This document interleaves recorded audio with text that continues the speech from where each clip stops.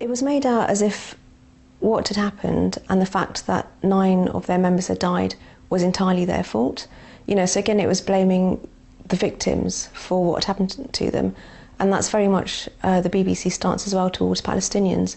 You know, what happens to the Palestinians is their fault. They bring Israeli, it's always called retaliation or response, they bring it upon themselves. There's no context given for what's going on in the West Bank, in Gaza. You know, people watching the BBC don't realise how all of this started, and the BBC makes no attempt to explain that. And that way of reporting was transferred over to Death in the Med.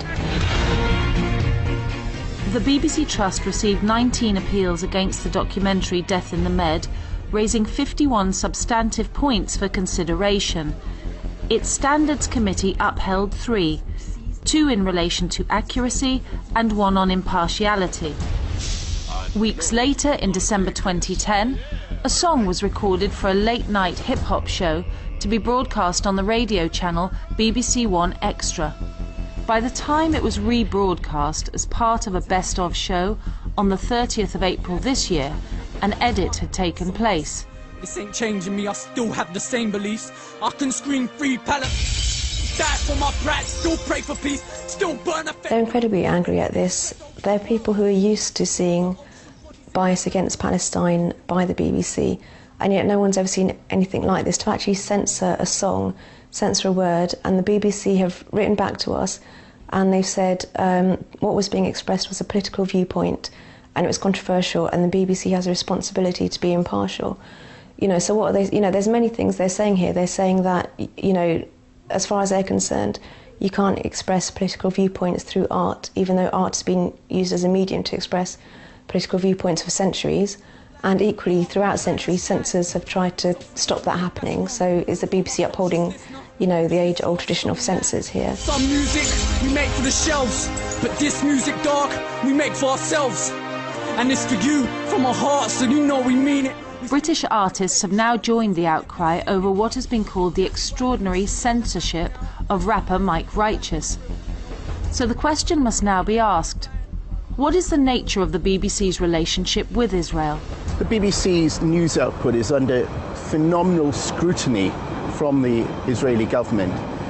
I think that people monitor it, certain lobby groups, they monitor every sentence and every word that's uttered. So as a result of that, you've got a huge sensitivity.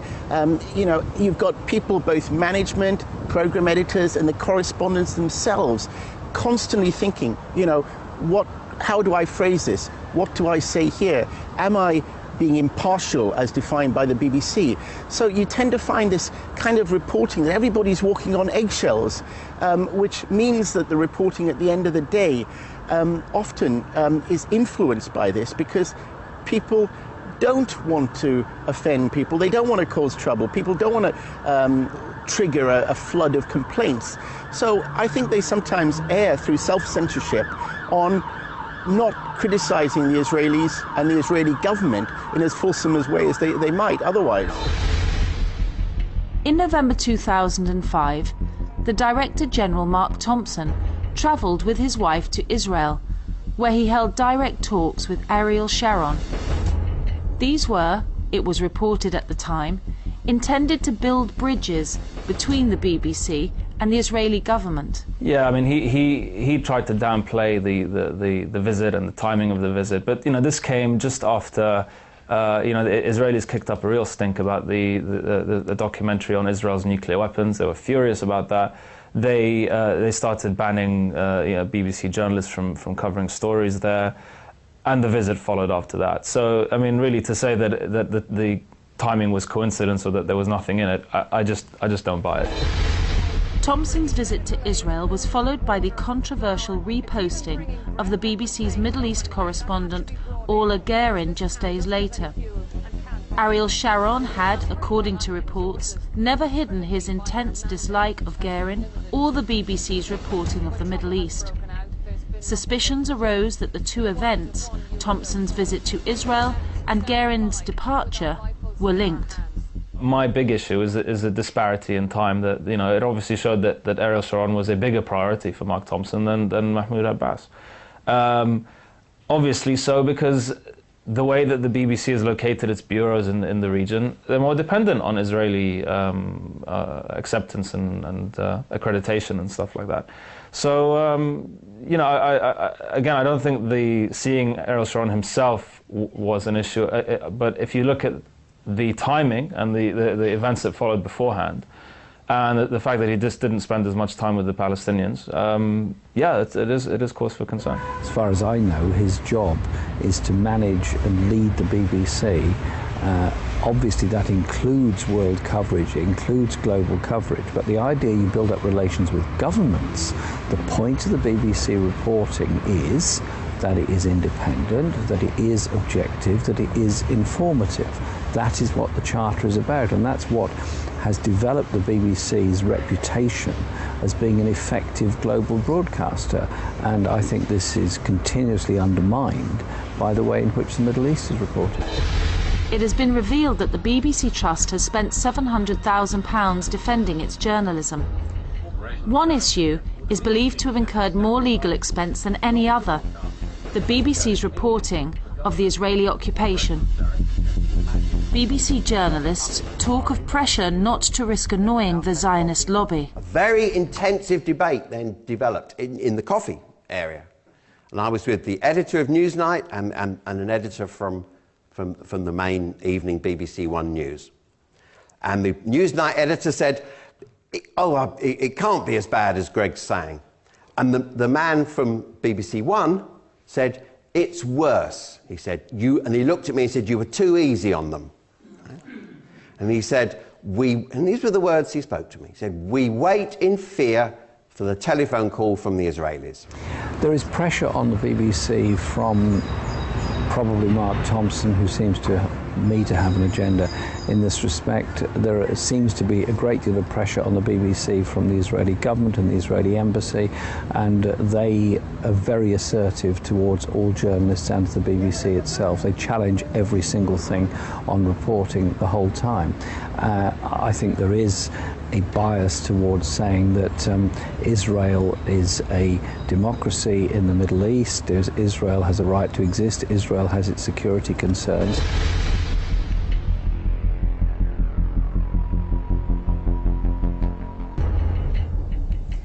We asked Mark Thompson to explain the BBC's decision not to air the Gaza appeal and to censor the word Palestine from a freestyle performance. We got this email from the BBC press office. All BBC programmes have a responsibility to be impartial when dealing with controversial subjects, and an edit was made to Mike Righteous freestyle to ensure that impartiality was maintained. We did not edit out the word Palestine. Referencing Palestine is fine, but implying that it is not free is the contentious issue. This does not mean the BBC was giving an opinion on the Palestinian issue, simply that it was not appropriate to include the contentious statement in question. It is not free. Oh God, all right, okay. That's interesting, because what he is saying is that it is contentious to suggest that Palestine is not free. And that's an extraordinary thing for the BBC to say, because I don't think even the Israelis would claim that they don't have troops in the Palestinian areas. I don't think, I mean, even the Israelis would not, they don't deny that they have occupying forces there. I mean, Sharon actually used the words occupying territories. On the occupation, he used the words. And I don't think, it's extraordinary, because what seems to be happening here is that the BBC have put themselves in a position which is somewhat to the right of the Israelis, actually, haven't they? It's like, it would be like describing the apartheid regime and saying, well, we know that the South Africans call it apartheid, but we're not, because we don't actually, it's contentious to suggest that black people have less power than white people in South Africa or something. Yeah, so I must ask the question, why is the BBC continually twisting itself in knots and taking an increasingly illogical stance, one that the Israelis wouldn't even take on this question? Why? I think they are just intensely nervous of the political pressure, the commercial pressures, and the fact that they are in a situation where almost the whole of the political establishment in this country supports Israel. I suppose the BBC probably regards its duty as reflecting government policy. And in general, that's what they've done, although they claim to be impartial on controversial questions.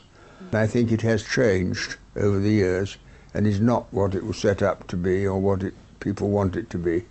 Well, I do understand that particularly the policy the BBC has adopted towards Israel, support for Israel, has switched off a lot of public support in the Middle East and the Arab world, the Muslim world. And that's a tragedy because the BBC has had in the past a very high reputation for impartiality and fair reporting, and now I'm afraid because of their attitude to Israel it's lost some of that. Recent controversies, including the broadcast of Death in the Med and the censoring of the word Palestine from a music programme, have affected the BBC's reputation for impartiality. The question for executives here in White City is, do they accept that Zionist pressure is affecting the BBC's coverage of news from Palestine?